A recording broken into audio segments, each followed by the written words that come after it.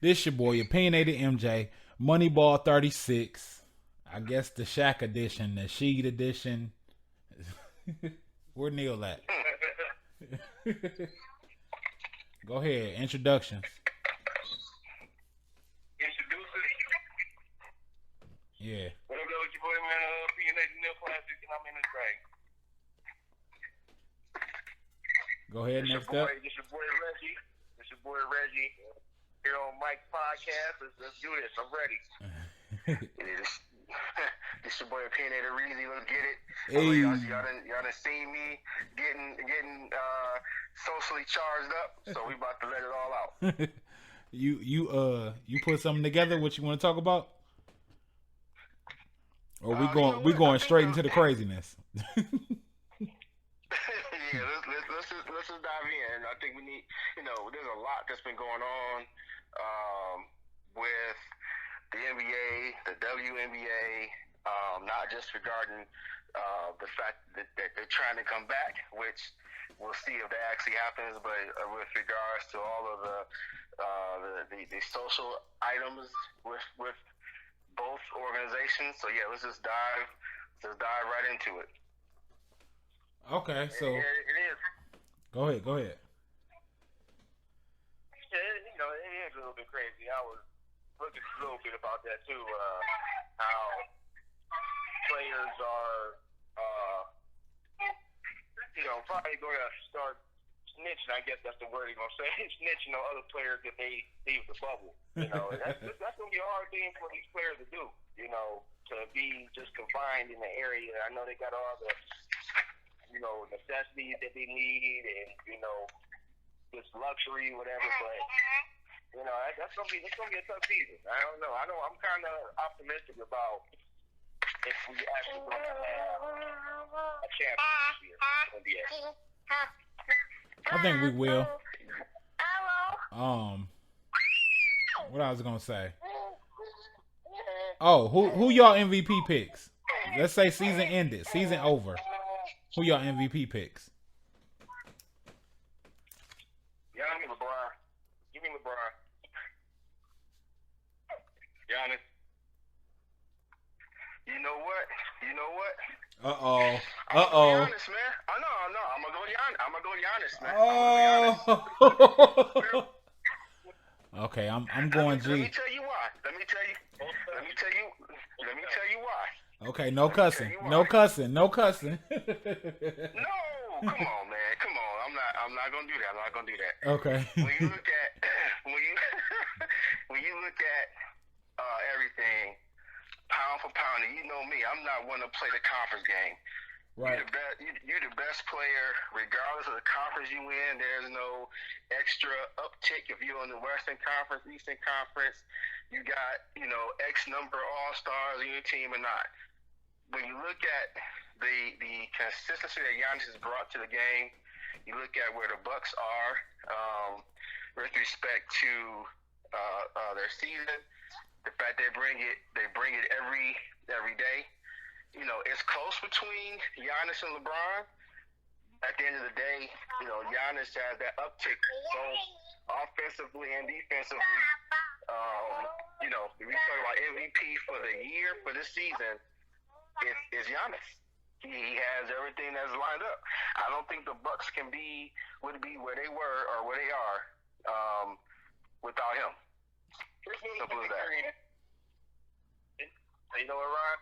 I agree with that. My pick was LeBron. So let's just say that. But I agree with you with that Giannis. As far as his offense, especially when you say his defense. That's something that I can say he got that well over LeBron, and shoot, he probably can be a defensive player of the year. Him and Kawhi, be on that list. I agree. Player of the year. So I'm agree that. So what I give to LeBron for his MVP case is his leadership. Okay. I like the way how he came in this season with a whole bunch of new faces. Because this LeBron has done this. I think once or twice his career so far. Switching teams, he'll hop on. We hopped over in Miami. Did it. They went 9-8. But then that leadership role kicked in. It's hard to come in. With a whole bunch of with a whole new roster, the very first thing I did in year one. You said Kawhi? You said Kawhi? You said Kawhi? Kawhi? Yeah, with Toronto, with the Raptors. Yeah. Kawhi did it. Okay, yeah, I give him that. Okay,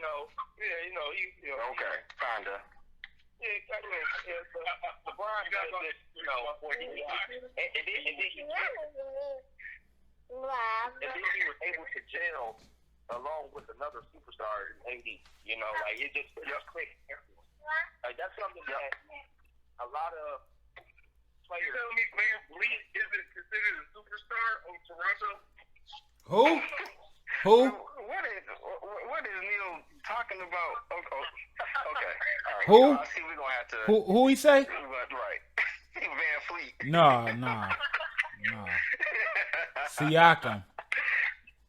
But you know what? Though I definitely respect that the way you laid it out, Red. In all seriousness, and trust me, LeBron is right there. If you had my 1A, 1B, it'd be Giannis A, LeBron B without a doubt. I'm just looking at the overall kind of what's going on this year. If we looked up and it was Giannis, I'd be like, yup. If it was LeBron, I'd be like, yup. Anybody else, I might have to unleash an article. I agree. What you got on the itinerary, Reezy? So let's just dive right into the social justice spot. Yeah, let's go. No, right into it. no, we can't do that right now. No, not right now. All right, nah. All right. Let's switch up a bit. We're gonna do that. We'll do that in the last segment. Okay. All right, cool. Well, let's talk about the WNBA, because you mentioned some interesting things about them and how'd you put it? They were using temptation to get temptation to get the progress. Yeah. What you mean by that? What's going on in there? Let's I just feel like the women, at least from a social media standpoint, have been posting pictures that's more outside of the realm of what they normally been posting. So I feel like the WNBA or whoever's in total control, might be the NBA, told them to be more appealing or something like that. And I can't say it ain't worked, because I didn't follow more WNBA players, just more women ballers, period. Sad to say, but I feel like that they were saying, oh, promote yourself like this, and then this will in turn promote the WNBA overall.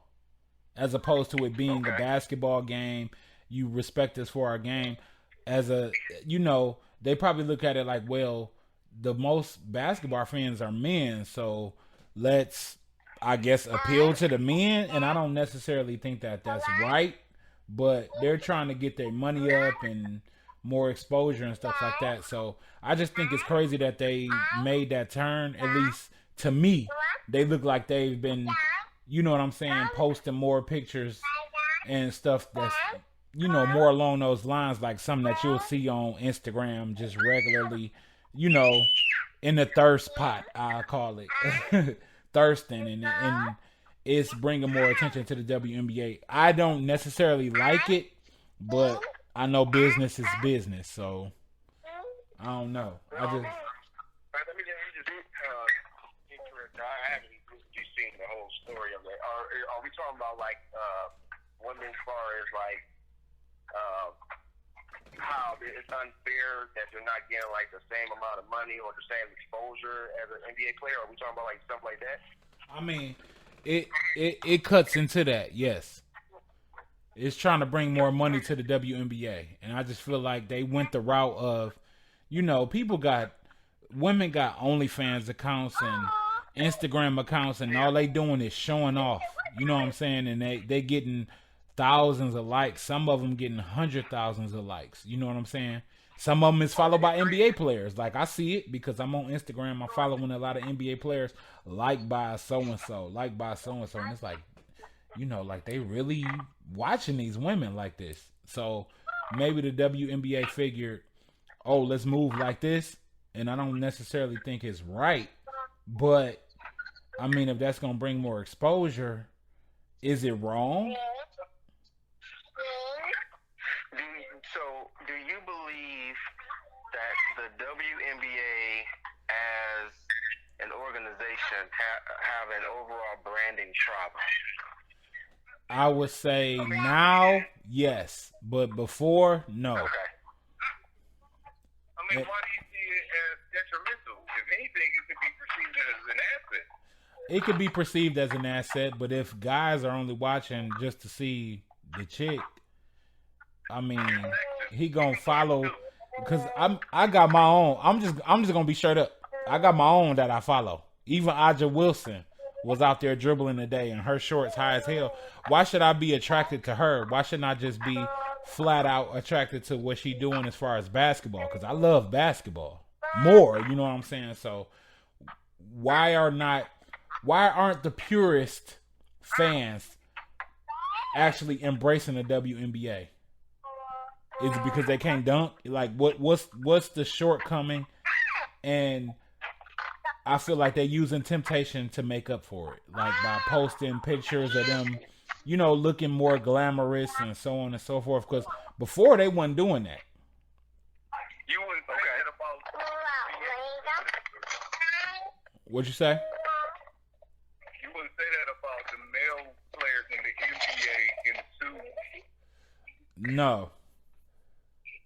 Plus I'm a dude. I ain't checking for dudes. So no diss, but you know. First and foremost, I would like to point out that I am a dude.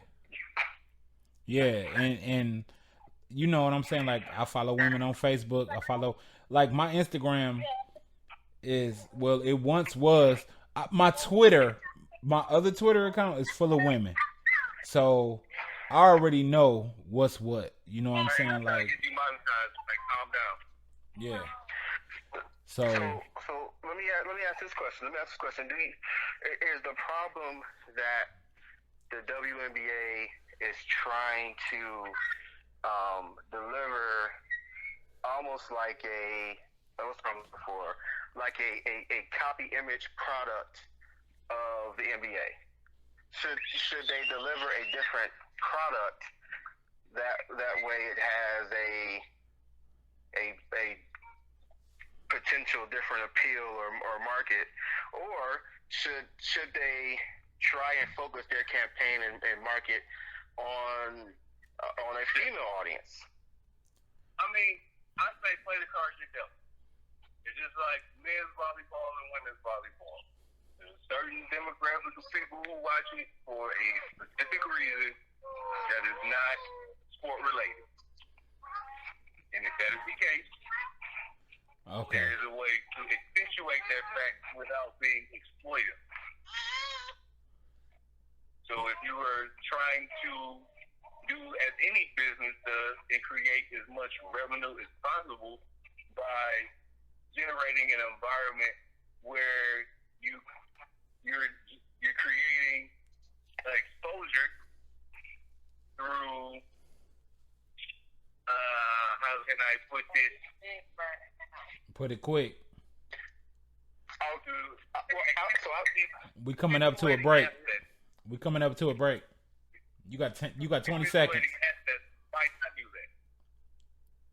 Why not do that? Respectful. If you got that card, why not play it?